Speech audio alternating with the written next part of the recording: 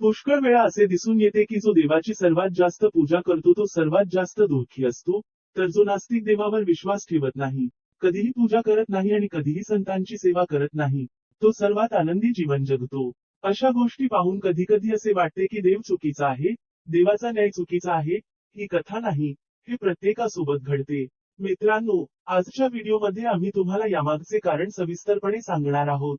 याचे उत्तर खुद भगवान श्रीकृष्णांनी दिले आहे. जे लोक जास्त पूजा करतात ते दुःखी आणि त्रासलेले का असतात, याचे उत्तर भगवान श्रीकृष्णाने श्रीमद भागवत गीतेच्या माध्यमातून अगदी स्पष्टपणे दिले आहे. चला तर मग पुन्हा सुरुवात करूया. नमस्कार मित्रांनो, तुम्हा सर्वांचे स्वागत आहे. जर तुम्हीही भगवान श्रीकृष्णाचे भक्त असाल तर कॉमेंट मध्ये जय श्रीकृष्ण लिहिलंच पाहिजे. आजच्या सादरीकरणाची सुरुवात करूया मित्रांनो. ही गोष्ट द्वापार युगाची आहे, जेव्हा भगवान श्रीकृष्ण आणि अर्जुन यांच्यात संवाद झाला होता. तेव्हा अर्जुनने भगवान श्रीकृष्णाला विचारले की माधव, जे लोक जास्त पूजापाठ करतात तेच बहुतेक दुःखी आणि त्रासलेले असण्याचे कारण काय?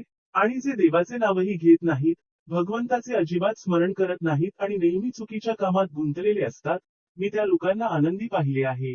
यामागील रहस्य समजवण्याची कृपा करा. तेव्हा भगवान श्रीकृष्णांनी अर्जुनाला एका छोट्या कथेच्या आधारे उत्तर दिले.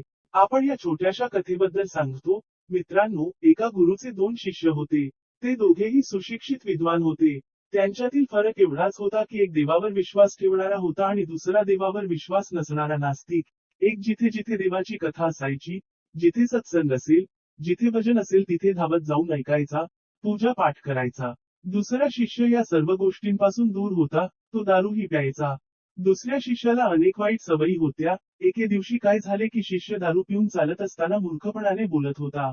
रस्ता जो त्याच्या घरी जात होता आणि अचानक त्याला वाटेत पैशांनी भरलेली पिशवी दिसली. त्याच्या आनंदाला पारावार उरला नाही. तो मोठ्याने ओरडून सर्वांना सांगतो, आज मला पैशांनी भरलेली बॅग सापडली, माझा जीवन यशस्वी झाले आहे. पैशाने मी माझ्या आयुष्यातील सर्व गरजा पूर्ण करेन. तर दुसरा मित्र मंदिरातून भजन करून त्याच्या घरी जात होता. अचानक त्याच्या पायात एक मोठा काटा रुततो आणि त्यातून रक्त वाहू लागते. तेवढ्यात दुसरा शिष्यही तिथे पोहोचला आणि हसून त्याला म्हणू लागला की, सगळ्यात जास्त पूजापाठ करणारा तू, देवाची पूजा करतोस, काय दिले देवाने तुला? मी कधीही मंदिरात गेलो नाही किंवा मी कधी चांगले केले नाही. माझ्या घरी देवाचे मंदिर देखील नाही. मी कधीही सत्यनारायणाची कथा केली नाही. तरीही मी खूप संपन्न आहे. मी श्रीमंत आहे. माझ्याकडे पैशाची कमतरता नाही. मी सर्वात आनंदी जीवन जगत आहे. त्याच्या बोलण्याने शिष्याला चिडचिड होऊ लागली आणि त्याने स्वतःशीच विचार केला, हो, तो खरं बोलतोय. मी इतकी पूजा करतो आणि तो काही नाही. असा विचार करून तो आपल्या गुरूंकडे गेला आणि गुरूंना तोच प्रश्न विचारला. गुरुजी हसतात आणि सांगतात, देव जे काही करतो ते चांगल्यासाठीच करतो. तो माणसाच्या क्षमतेनुसार फळ देतो. देवाने तुझ्या पायात काटे आणि त्याला पैशांनी भरलेली पिशवी मिळाली. आज तू मरणार होतास, तू देवळात गेलास म्हणून वाचलास, देवाची पूजा केलीस, हे एकच कारण आहे. तू मरण्याऐवजी फक्त काटा पायात रुतला. आता तुझ्या मित्राबद्दल बोलूया. त्याच्या मागच्या जन्मी तो एक महान संत होते, म्हणून आज त्यांचे नशीब बदलणार होते.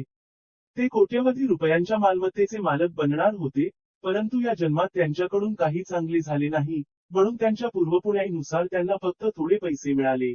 देवाला दोष देणे थांबवा, वर्तमानाचा सदुपयोग करा, भविष्य स्वतःच सुधारेल. अशा प्रकारे त्याचे डोळे उघडले आणि तो पुन्हा त्याच्या पूजेला गेला. तर मित्रांनो, आज आम्ही एवढीच अपेक्षा करतो. जर तुम्हाला आम्ही दिलेली माहिती आवडली असेल, जर तुम्हाला हा व्हिडिओ आवडला असेल, तर तुम्ही आमच्या चॅनेलला सबस्क्राईब करा, लाईक आणि शेअर करा. व्हिडिओ शेवटपर्यंत पाहिल्याबद्दल तुमचे खूप खूप आभार.